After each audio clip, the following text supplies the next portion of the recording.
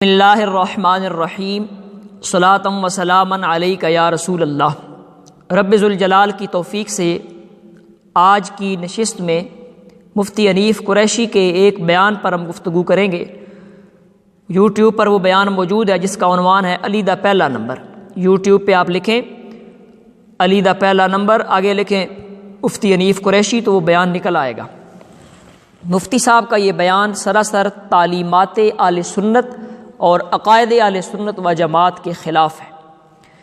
جس وقت انہوں نے گفتگو شروع کی تو تمہیدی طور پر انہوں نے یہ بات کی کہ میری شہرت کی وجہ اہل بیت کا نئے انداز میں ذکر ہے، یعنی میں جو مشہور ہوا ہوں تو میں نے ہمیشہ یہ کوشش کی ہے کہ اہل بیت کا نئے انداز میں ذکر ہو، تو اس واسطے میری شہرت ہو گئی۔ ہم پوچھتے ہیں مفتی صاحب وہ نیا انداز کون سا ہے؟ کہیں آپ اہل بیت کا ذکر بطریق روافظ تو نہیں کر رہے؟ کیوں کہ جو گاڑی ٹریک پر قوانین کے مطابق چل رہی ہو تو کوئی اس کی طرف نہیں دیکھتا، بس ٹھیک ہے باقی چل رہی ہیں وہ بھی چل رہی ہے۔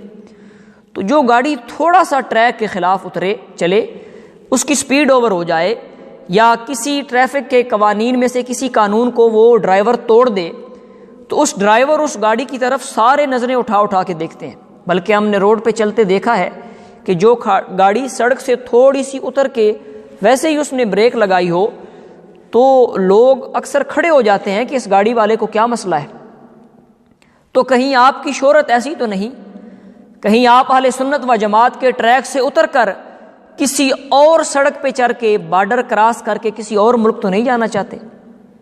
کہیں آپ سبیل المومنین کو چھوڑ تو نہیں رہے؟ قرآن مجید نے فرمایا وَيَتَّبِعْ غَيْرَ سَبِيلِ الْمُؤْمِنِينَ نُوَلِّهِ مَا تَوَلَّىٰ وَنُصْلِهِ جَهَنَّمَ کہ جو مومنین کے راستے سے ہٹے گا وہ سیدھا جہنم میں جائے گا۔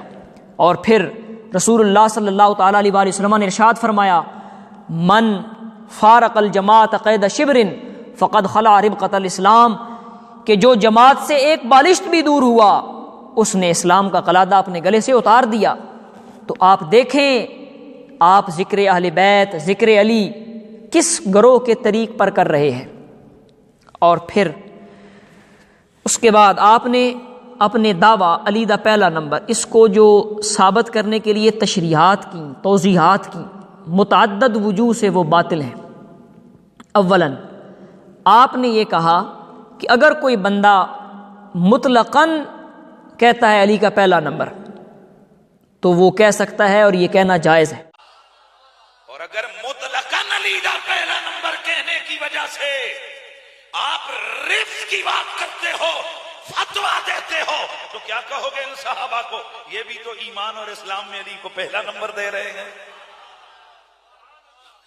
اچھا تو میں نے کلیئر کر دیا کہ رفض صرف ایک صورت میں بنتا ہے کہ جب آپ دوسروں کو نہ مان کر مولا کائنات کو خلافت کے حوالے سے باقیوں کے اوپر آپ اٹیک کریں اور خلافت راشدہ کا انکار کریں اور پھر آپ مولا کائنات کے حوالے سے بات کریں تو یہ رفض ہے۔ لیکن ویسے علی دا پہلا نمبر کہنے سے رفض؟ مفتی صاحب آپ کی یہ تشریح و توضیح اہل سنت و جماعت کے عقائد اور بالخصوص اعلی حضرت رحمۃ اللہ تعالی علیہ کی تشریحات و توضیحات کے خلاف ہے۔ اس سلسلہ میں یہ رسالہ اعتقاد الاحباب فی الجمیل والمصطفیٰ والآل والاصحاب فتاوی رضویہ شریف میں بھی یہ موجود ہے، اور دعوت اسلامی نے یہ شائع کیا 10 عقیدے کے نام سے، یہ آپ کے سامنے ہے۔ اس میں اعلی حضرت رحمۃ اللہ تعالی علیہ نے باقاعدہ یہ الفاظ استعمال فرمائے، یعنی افضلیت مطلقہ علی الاطلاق، یہ الفاظ استعمال فرمائے۔ صفحہ نمبر 126 اس پر فرماتے ہیں وہ صدیق جس کی افضلیت مطلقہ پر قرآن کریم کی شہادت ناطقہ ہے کہ فرمایا ان اکرمکم عند اللہ اتقاکم، تو یہاں پر بھی آپ نے صدیق اکبر رضی اللہ تعالیٰ عنہ کے لیے افضلیت مطلقہ کا لفظ بولا۔ ایسے ہی صفحہ نمبر 117 پر آپ فرماتے ہیں، اور یہ جو پیرا ہے یہ حنیف قریشی کی ساری تقریر کا اس میں رد ہے، یعنی اپنی تقریر میں یہ کہا نا اس نے کہ اگر کوئی کہتا ہے علی دا پہلا نمبر اس لحاظ سے تو وہ جائز ہے، اگر کوئی کہتا ہے علی کا پہلا نمبر اس جہت سے تو وہ کہنا جائز ہے۔ تو آپ نے کتنا عرصہ پہلے اس فتنے کو جو ہے وہ ختم کر دیا تھا۔ فرماتے ہیں اب اہل سنت نے ان احادیث و آثار میں جو نگاہ غور کو کام فرمایا تو تفضیل شیخین کی صدہا تصریحیں علل اطلاق پائیں. یہاں بھی وہ مطلقاً کا لفظ آ گیا. کہیں جہت و حیثیت کی قید نہ دیکھی کہ یہ صرف فلاں حیثیت سے افضل ہیں اور دوسری حیثیت سے دوسروں کو افضلیت حاصل ہے. لہٰذا تو یہی اپنی تقریر میں وہ بار بار کہہ رہا ہے نا. آپ فرماتے ہیں لہٰذا انہوں نے عقیدہ کر لیا کہ گو فضائل خاصہ و خصائص فاضلہ حضرت مولا علی رضی اللہ تعالی عنہ اور ان کے غیر کو بھی ایسے حاصل جو حضرات شیخین نے نہ پائے، جیسے کہ اس کا عکس بھی صادق کہ امیرین وزیرین کو وہ خصائص غالیہ اور فضائل عالیہ بارگاہ الہی سے مرحمت ہوئے کہ ان کے غیر نے اس سے کوئی حصہ نہ پایا، مگر فضل مطلق کلی جو کثرت ثواب و زیادت قرب رب الارباب سے عبارت ہے وہ انہی کو عطا ہوا. فضل مطلق کلی، تو یہاں پر بھی یہ لفظ بولا گیا، یعنی جس وقت افضل الصحابہ بولا جائے اور مطلقاً افضلیت کی بات کی جائے تو اس وقت جس ہستی کا نام آتا ہے اسے اہل سنت صدیق اکبر رضی اللہ تعالی عنہ کہتے ہیں. پھر ان عبارات سے کیا ثابت ہوا کہ صدیق کا پہلا نمبر، صدیق کا پہلا نمبر، یہ کہنا اہل سنت و جماعت کا عقیدہ ہے. تو بحمد اللہ تعالی اعلی حضرت علیہ رحمہ کی ان عبارات سے یہ بات ثابت ہو گئی کہ افضلیت مطلقہ جو ہے اس کو اعلی حضرت علیہ رحمہ نے صدیق اکبر رضی اللہ تعالی عنہ کے ساتھ خاص فرمایا. اور پھر صفحہ نمبر 114 پر مولا علی رضی اللہ تعالیٰ عنہ ان کے حوالہ سے بیان کرتے ہوئے ذکر کرتے ہیں کہ حضرت علی نے بار بار اپنی کرسی مملکت اور دوران خلافت افضلیت مطلقہ شیخین کی تصریح فرمائی، اور یہ ارشاد ان سے 80 روایتوں سے جو ہے وہ صحابہ و تابعین نے بتواتر ثابت ہوا. 80 سے زائد صحابہ و تابعین نے اسے روایت کیا. تو اب دیکھا آپ نے کہ مختلف مقامات پر افضلیت مطلقہ علل اطلاق بغیر کسی قید و جہت کے یہ الفاظ اعلیٰ حضرت علیہ رحمہ نے استعمال فرمائے. اور پھر ثانیاً مفتی صاحب سے ہم پوچھتے ہیں کہ آپ کو قوالوں کی وکالت کی کیا ضرورت پڑ گئی؟ قوالی یہ کہتے ہیں نا اپنی قوالی میں. آج تک کسی عالم نے اپنی تقریر میں، اپنی تحریر میں، کسی مقام پر اس عنوان سے کسی نے کوئی تقریر نہیں کی. تو قوالی یہ کہتے ہیں نا دمادم مس کرندر علی دا پیڑا نمبر. تو ایک تو آپ نے مسئلہ غلط بتایا، دوسرا اس طرح مفت کی میراثیوں کی وکالت کی کیا ضرورت پڑ گئی آپ کو، اور مسئلہ بتایا آپ نے غلط. پھر تو صحیح بتانے کا انداز کیا ہے کہ اگر کوئی دارالافتاء میں یہ مسئلہ آتا ہے کہ علی دا پہلا نمبر یہ زید نے کہا، اس کا جواب دیا جائے کہ کہنے والے کا حکم کیا ہے، تو علماء سب سے پہلے یہ دیکھیں گے کہ اس کا قائل کون ہے. آیا کہ قائل رافضی ہے یا سنی ہے؟ اگر قائل رافضی ہو تو ان کے مسئلے کا تو مدار ہی یہ ہے. نبراس اٹھا کے دیکھیں، علامہ پراروی علیہ رحمہ فرماتے ہیں بنیاد اہل سنت و جماعت اور اہل تشیع کی افضلیت کا مسئلہ ہے. تو اگر تو یہ کہنے والا رافضی ہے تو ان سے تو ہمارے اس سے بڑے درجے کے کئی اختلافات ہیں، پہلے ان پہ اس سے بات کی جائے گی. اور اگر اس کے کہنے والا علی دا پہلا نمبر اس کا قائل سنی ہے تو وہ جاہل ہوگا. اس کو سمجھایا جائے گا کہ بھائی تمہارا یہ جو قول ہے علی دا پہلا نمبر یہ اہل سنت و جماعت کے عقائد کے خلاف ہے. ہماری عقائد کی تمام کتب میں یہ بات موجود ہے، افضل البشر بعد نبینا ابوبکر صدیق رضی اللہ تعالیٰ عنہ. تو اس کو سمجھایا جائے گا اور افضلیت صدیق کے اس کو دلائل دیے جائیں گے.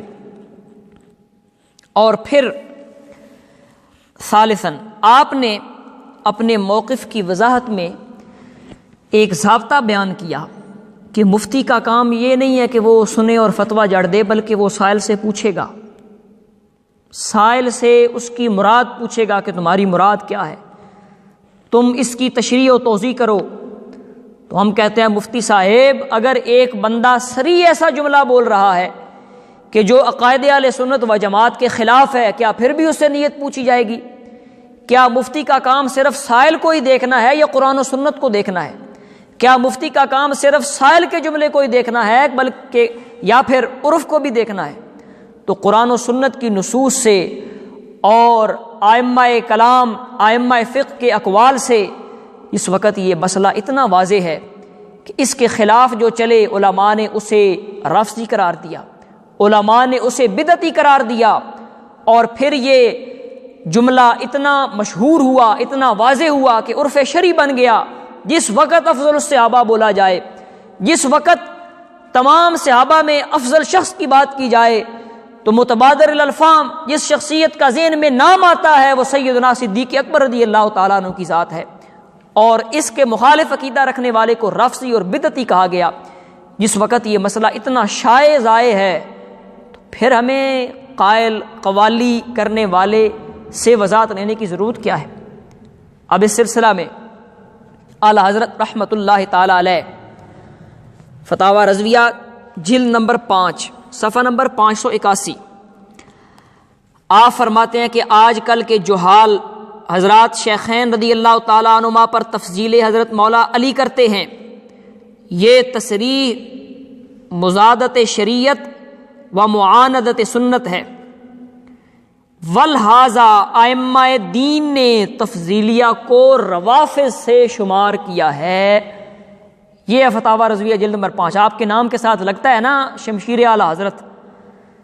تو جس وقت یہ مسئلہ اتنا حساس ہے تو پھر ہمیں قائل کو مفت کی چھٹی دینے کی ضرورت کیا ہے؟ اسی طرح فتاوی رضویہ جلد نمبر 21 اعلیٰ حضرت علیہ رحمہ نے تفضیلیوں کو رافضیوں کا چھوٹا بھائی فرمایا۔ صفحہ نمبر 151 سوال کی 4 شقیں ہیں۔ چوتھا سوال شق پیش کرتے ہیں کہ زید کی والدہ کا زید کی شادی کے وقت تک یہ عقیدہ تھا کہ حضرت علی شیر خدا کرم اللہ وجہہ کے برابر کسی صحابی کا رتبہ نہیں۔ یہ سوال ہے۔ تو آگے اعلیٰ حضرت رحمۃ اللہ تعالی علیہ نے جواب میں کیا ارشاد فرمایا؟ صفحہ نمبر 152 فرماتے ہیں زید کی والدہ عقیدہ مذکورہ کے سبب اہل سنت سے خارج ہے اور ایک گمراہ فرقے تفضیلیہ میں داخل ہے، جن کو ائمہ دین نے رافضیوں کا چھوٹا بھائی کہا ہے۔ آگے فرماتے ہیں مگر اس سے زید پر کچھ الزام نہیں جبکہ وہ اس عقیدہ میں شریک نہ ہو۔ تو جس وقت یہ مسئلہ اتنا حساس ہے تو قوال کو مفت کی رخصت دینے اور مفت کی میراثیوں کی وکالت کرنے کی ہمیں ضرورت نہیں ہے۔ ایسے ہی سبع سنابل میر عبد الواحد بلگرامی رحمۃ اللہ تعالی علیہ، وہ کتاب جسے بارگاہ مصطفیٰ میں شرف قبول حاصل ہوا، اس میں جس وقت آپ نے روافض کا ذکر کیا آپ فرماتے ہیں کہ امیر المومنین ابو بکر صدیق رضی اللہ تعالیٰ عنہ پیغمبروں کے بعد تمام ولیوں سے بہتر ہیں، جیسا کہ حدیث پاک سے ثابت ہے۔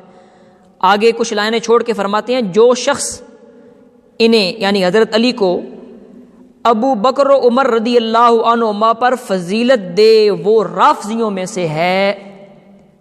یہ سبع سنابل شریف کی عبارت ہے۔